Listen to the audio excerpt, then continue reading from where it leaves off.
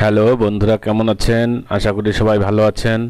আপনারা দেখছেন tips for tube চ্যানেলটি, যেটা আপনাদের সামনে ইউটিউব সম্পর্কিত এবং ওয়ার্ডপ্রেস সম্পর্কিত বিভিন্ন টিউটোরিয়াল নিয়ে হাজির হয়। তো আজকেও আমরা যথারীতি হাজির হয়েছি ওয়ার্ডপ্রেস সম্পর্কিত একটা টিউটোরিয়াল নিয়ে। তো যারা চ্যানেল নতুন দর্শক তারা অবশ্যই চ্যানেলটাকে সাবস্ক্রাইব করবেন, আর যারা অলরেডি সাবস্ক্রাইব করেছেন তাদেরকে অবশ্যই ধন্যবাদ।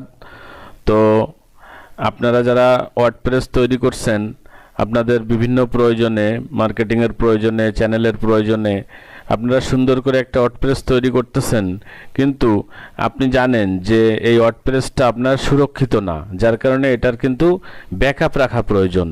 এখন আপনি বিভিন্নভাবে এর ব্যাকআপ রাখতে পারেন। আমরাও জানি যে আপনি যদি প্রোগ্রাম অর্থাৎ সি প্যানেলের মাধ্যমে এটার ব্যাকআপ রাখতে পারেন, আর কিছু প্লাগইন ব্যবহার করেও ব্যাকআপ রাখতে পারেন। তো আমরা দুইটা নিয়ে আলোচনা করব। তো আপনারা জানেন যে সি প্যানেলে ব্যাকআপ রাখতে গেলে প্রথমে আমাদেরকে সি প্যানেলে লগ ইন করতে হবে। কারণ হচ্ছে সি প্যানেলে কাজ করতে গেলে আপনি অবশ্যই সি প্যানেলে লগ ইন করবেন। আর এই সি প্যানেলে লগ ইন করার জন্য আপনাকে যেখান থেকে আপনি ডোমিন হোস্টিং সংগ্রহ করেছেন সেখান থেকে একটা লিঙ্ক, ইউজার এবং পাসওয়ার্ড দিয়ে দেবে। আপনি সেই লিঙ্কে ক্লিক করে ইউজার আইডি এবং পাসওয়ার্ড দিয়ে আপনি আপনার সি প্যানেলে অর্থাৎ কন্ট্রোল প্যানেলে লগ ইন করবেন। এই যে মনে করেন আমাদের কন্ট্রোল প্যানেল। এখন এই কন্ট্রোল প্যানেলের কাজ করাটা থেকে যদি আমি একটু আপনাদেরকে সংক্ষিপ্ত দেখায় দেই, এখানে আছে ফাইল ম্যানেজার। যদি কিছু কিছু সাইডে ফাইল ম্যানেজার থেকে আপনি কাজ করতে পারবেন। ফাইল ম্যানেজারে যাওয়ার পরে আপনার পুরো ফাইলটা থাকে হচ্ছে পাবলিক এইচটিএমএলে। এই পাবলিক এইচটিএমএলে থাকার পরে আপনি এখান থেকে সিলেক্ট অল দিয়ে দিলেন, দিয়ে আপনি এটা ডাউনলোড করে রাখলেন। এটা একভাবে ব্যাকআপ করা যায়। আরেকটা হচ্ছে যে কিছু কিছু সাইডে দেখবেন যে এরকম ব্যাকআপ অপশন আছে। এই যে ব্যাকআপ, এই ব্যাকআপ অপশনে যদি আপনি ক্লিক করেন তাহলে দেখেন ফুল ব্যাকআপ, ডাউনলোডে ফুল অ্যাকাউন্ট ব্যাকআপ, এই অ্যাকাউন্টে টোটাল ব্যাকআপ চলে আসবে। আবার যদি মনে করেন যে না আমি কিছু কিছু অংশ ব্যাকআপ রাখবো, ডাউনলোড হোম ডিরেক্টরিটা ব্যাকআপ আসবে, এখানে পার্শিয়াল ব্যাকআপস, এরপরে ডাউনলোড মাইস্কিল ডাটাবেসটা ব্যাকআপ আসবে। এভাবে করেও আপনি ব্যাকআপ রাখতে পারেন। এবং যে ফাইলটা ব্যাকআপ রাখবেন সেটা আপনি দেখেন জাস্ট এখানে এই যে চয়েসে ফাইল আপলোড, এখানে ফাইল চয়েস করে আপলোড দিলে আপনারা সেই ফাইলটা আবার ব্যাকআপ হয়ে যাবে, অর্থাৎ রিস্টোর হয়ে যাবে। এই যে দেখেন রিস্টোর মাই স্কুল ডাটাবেস, চয়েসে ফাইল আপলোড, অর্থাৎ এখানে রিস্টোর ইমেল ফরওয়ার্ড, এগুলোও কিন্তু আপনি ফাইলটা সিলেক্ট করে আপলোড দিলে আপনার এটা রিস্টোর হয়ে যাবে। এটা হলো সি প্যানেলের সিস্টেম। এক একটা সি প্যানেলে এক এক রকম দেওয়া থাকে, আপনারা আপনাদেরটা এভাবে আপলোড স্টোর করে নিতে পারবেন। তো আমি যে জিনিসটা আপনাদেরকে এখন দেখাবো সেটা হচ্ছে এর থেকে সহজভাবে আপনি কিভাবে প্লাগইনের মাধ্যমে এটা করতে পারেন। তো প্লাগইনের মাধ্যমে করতে গেলে আমাদেরকে চলে যেতে হবে ওয়ার্ডপ্রেসের ড্যাশবোর্ডে। এই যে আমরা ড্যাশবোর্ডে আছি, ড্যাশবোর্ড থেকে আমরা চলে যাব প্লাগইনসে, প্লাগইনসের থেকে চলে যাব add new plugins. Add new প্লাগইনসে যাওয়ার পরে এখানে যে সার্চ অপশন আছে আমরা সেখানে চলে যাব। এবং এখানে আপনাদেরকে বলে রাখি এই প্লাগইনস কিন্তু কয়েকটা প্লাগইনস দিয়ে আমরা কাজ করতে পারি। তার ভিতরে একটা হলো ডব্লিউপি টাইম ক্যাপসুল।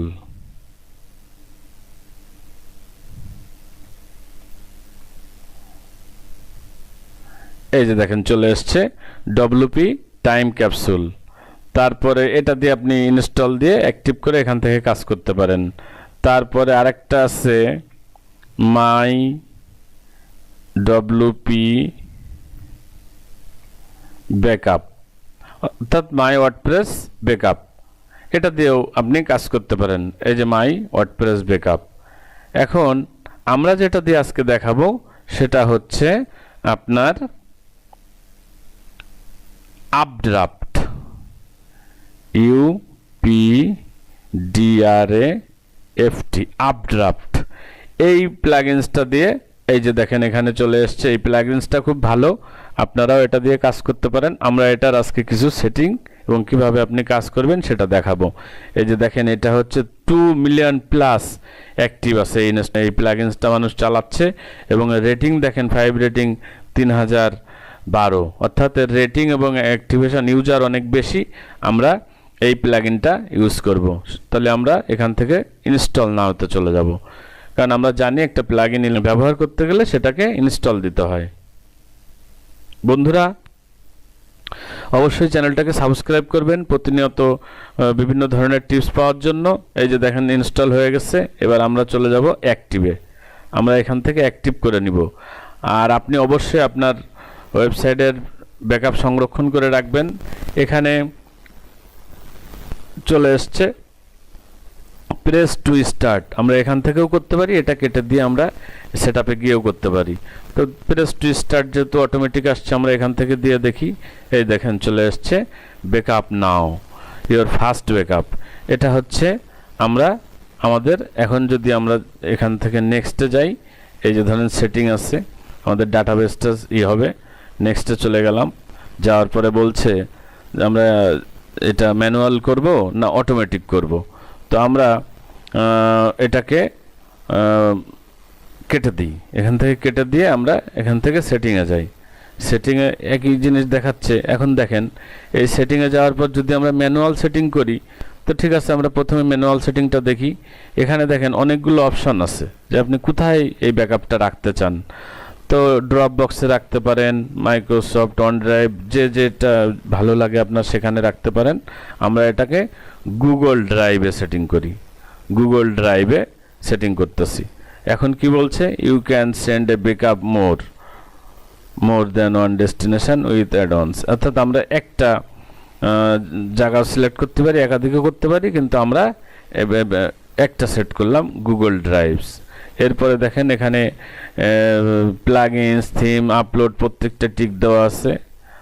যাওয়ার পরে এই যে দেখেন নিচে আছে সেভ চেঞ্জ। তার আগে আমরা উপরে গিয়ে আরেকটু দেখে আসি যে আমরা এখানে ম্যানুয়াল দিছি। এখানে আরেকটা জিনিস আপনাদেরকে বলে রাখি যে আমরা অটোমেটিক সেটিংও এখানে দিতে পারি। দেখেন এখানে কি করলে every 4 hours, every 8 hours, every 12 hours, every daily, weekly, monthly, fortnightly সব রকমই আছে। এখন আমরা এখানে প্রথমে ম্যানুয়াল দিয়ে দেখতে পারি, বা আমরা অটোমেটিক সেট করে দিয়ে রাখতে পারি উইকলি। দেখেন আমরা যদি ম্যানুয়াল সেট দিই আর যদি উইকলি সেট দিই, তাহলে ফাইলটা কিন্তু আমাদের একই জায়গায় গিয়ে স্টোর হবে। আমরা উইকলি সেট করে দিলাম এবং এখানে 2 সপ্তাহ ব্যাকআপের কথা আছে, আমরা এটাকে 4 সপ্তাহ করে দিই। অর্থাৎ প্রতি 4 সপ্তাহের ব্যাকআপ আমরা এখানে পাবো। লাস্ট 4 উইকস আমরা যে ব্যাকআপটা পাবো সেটা সবসময় 4 সপ্তাহের ব্যাকআপটা আমরা এখান থেকে পাবো। এখন আমরা এখানে গুগল ড্রাইভ সিলেক্ট করা আছে। এইটা কিন্তু অটোমেটিক সেট করে দিলাম আমরা। এখন যেহেতু এখান থেকে দেখেন ম্যানুয়ালটা চেঞ্জ করে আমরা উইকলি করে দিছি। আর যদি আমরা এখান থেকে ম্যানুয়াল রাখি, তাহলে প্রতিনিয়ত মনে রেখে রেখে যখন আপনি করতে চান তখন আপনাকে করতে হবে। এজন্য উইকলি সেট করে দিলাম। দিয়ে আমরা এখান থেকে সেভ চেঞ্জে চলে গেলাম। এই যে দেখেন ফাইলটা সেভ হচ্ছে। এখন সেভ হওয়ার আগে বলছে যে তুমি গুগল ড্রাইভটাকে চিনায় দাও। তাহলে এইটাকে আমরা ক্লিক করি এই লিঙ্কে। এই লিঙ্কে ক্লিক করার পরে আমরা যদি মেল দিয়ে লগ ইন করে থাকি, তাহলে এরকম নাও আসতে পারে। তো আসলে আপনি আপনার মেল, যে জিমেলটা দিয়ে গুগল ড্রাইভ চলবে, সেটা এই মেলটাকে চিনায় দিলেন, মেলটাকে ক্লিক করে দিলেন। দেওয়ার পরে জাস্ট এই যে বিষয়টা আছে প্রাইভেসি পলিসি, এটাকে আমরা অ্যালাউ করে দিলাম। অর্থাৎ হ্যাঁ ঠিক আছে, আমরা প্রাইভেসি পলিসি মেনে নিলাম, অ্যালাউ করে দিলাম। দেওয়ার পরে এই যে দেখেন বলছে যে তোমার এটা কমপ্লিট। এখন জাস্ট আমরা এখানে ক্লিক করব কমপ্লিট সেটআপ। তার মানে আমাদের যে সেটআপটা উইকলি ফাইলটা এখানে অটোমেটিক গুগল ড্রাইভে সেভ হতে থাকবে প্রতি সপ্তাহে। কখনো যদি আপনার ডাটাবেস নষ্ট হয়ে যায়, ওয়েবসাইট হ্যাক হয় বা ডাউন হয়, তখন কিন্তু আপনি এখান থেকে আবার আপডেট দিতে পারবেন। এরপরে কি আসছে, এই যে ডাটাবেস এখানে পেয়ে গেছে। এখন আমরা এখান থেকে দিব ব্যাকআপ নাও। এই 3টা টিক দেওয়া আছে, আর আমরা এটাও টিক দিয়ে দিব। দিয়ে 4টায় টিক দিয়ে দিব এখানে যে অপশনগুলো আছে। দিয়ে আমরা ব্যাকআপ নাওতে ক্লিক করব। অর্থাৎ আমাদের এটা এখন ব্যাকআপ হচ্ছে। এরপরে প্রতি সপ্তাহে এটা অটোমেটিক ব্যাকআপ হবে। এখন কিন্তু আমি ম্যানুয়ালি দিয়ে দিলাম আপনাদের দেখানোর জন্য, কিন্তু এরপরে প্রতি সপ্তাহে এটা অটোমেটিক ব্যাকআপ থাকবে এবং 4 সপ্তাহের জন্য সংরক্ষিত থাকবে। অর্থাৎ যখনই আপনার কোনো কারণে যদি ডাউন হয় বা ফাইল মিসিং হয় বা আপনার কাজ করতে গিয়ে সমস্যা হয়, আপনি রিস্টোর দিলে আপনি কিন্তু 4 সপ্তাহের ডাটা, লাস্ট 4 সপ্তাহের ডাটা পর্যন্ত পাবে। অটোমেটিক যেটা দেওয়া সেটা হচ্ছে 4 সপ্তাহ পর্যন্ত দেওয়া। The backup has finished running, আমরা এটাকে ফিনিশ যেহেতু হয়ে গেছে অটোমেটিক ক্লোজ হয়ে গেছে। এখন দেখেন এই যে চলে এসছে backup data, 6 April backup data, click download. এখান থেকে ডাউনলোড করা যায়, কিন্তু আমরা ডাউনলোড করব না। এই যে যখন আমাদের দরকার হবে জাস্ট এখান থেকে আমরা রিস্টোর দিয়ে দিব।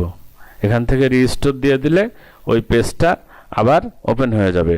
আবার এখান থেকে রিস্টোর দিতে পারেন। দেখেন আমাদের ফাইলটাতে গুগল ড্রাইভে গেছে, আমরা একটু চেক করে দেখতে পারি।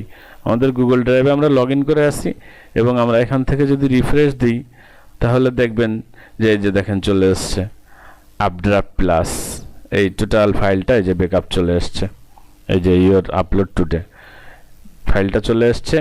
আমরা যখনই আপডেট দিব তখনই আমরা এখান থেকে জাস্ট রিস্টোর দিলে আমাদের পেজটা আবার আগের জায়গায় চলে আসবে। আবার আমরা এখান সি প্যানেলও যদি ব্যাকআপ রাখতাম, সি প্যানেল থেকেও কিন্তু এই যে ব্যাকআপ সিস্টেমে যদি যেতাম তাহলে ওখান থেকেও কিন্তু সেই রিস্টোর একইভাবে ফাইলটা ধরাই দিলে কিন্তু রিস্টোর হয়ে যেত। তো আমরা যেহেতু প্লাগইন দিয়ে কাজ করতেছি, তো এখন এখান থেকে আমরা রিস্টোর দিচ্ছি না। আপনাদেরকে দেখাই দিলাম যে আপনি আপনার ওয়েবসাইটে ডাটা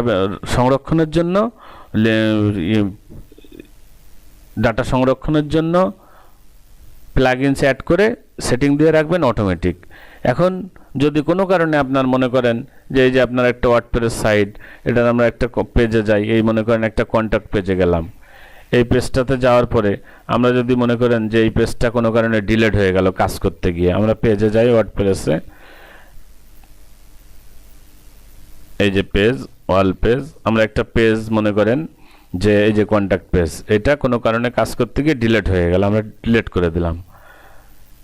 তাহলে দেখেন এখন কি হচ্ছে, আমার পেজের সাইডে যখন আমি যাচ্ছি এই যে কন্ট্যাক্ট পেজ, এখানে কিন্তু আর সেই অপশনগুলো আসতেছে না, ডিলিট হয়ে গেছে।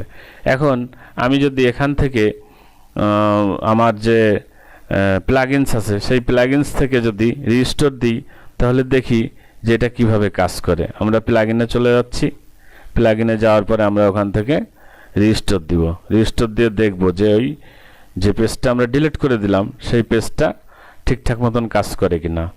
এই যে ব্যাকআপ, এরপরে আমরা চলে গেলাম রিস্টোরে। এখানেও এই বিষয়গুলো আপনাকে খেয়াল রাখতে হবে, এগুলো প্রত্যেকটা কিন্তু টিক দিয়ে দিতে হবে রিস্টোর করার সময়। এই যে 6টা অপশন আছে 6টায় টিক দিয়ে দিবেন, দিয়ে জাস্ট এই রিস্টোরে ক্লিক করলেন। রিস্টোরে ক্লিক করার পরে রিস্টোর হচ্ছে, যে ফাইলটা আমরা ডাউনলোড দিয়েছিলাম সেই ফাইলটা রিস্টোর হচ্ছে। রিস্টোর হতে একটু সময় নেবে। তো আপনারা অবশ্যই চ্যানেলটিকে সাবস্ক্রাইব করুন প্রতিনিয়ত এরকম টিপস পাওয়ার জন্য। ভিডিওটি ভালো লাগলে লাইক দিবেন, বন্ধুদের সাথে শেয়ার করবেন। ডাউনলোড অর্থাৎ রিস্টোর আপলোড যেটা সাকসেসফুলি প্রসিড, নাও press restore again two proceed.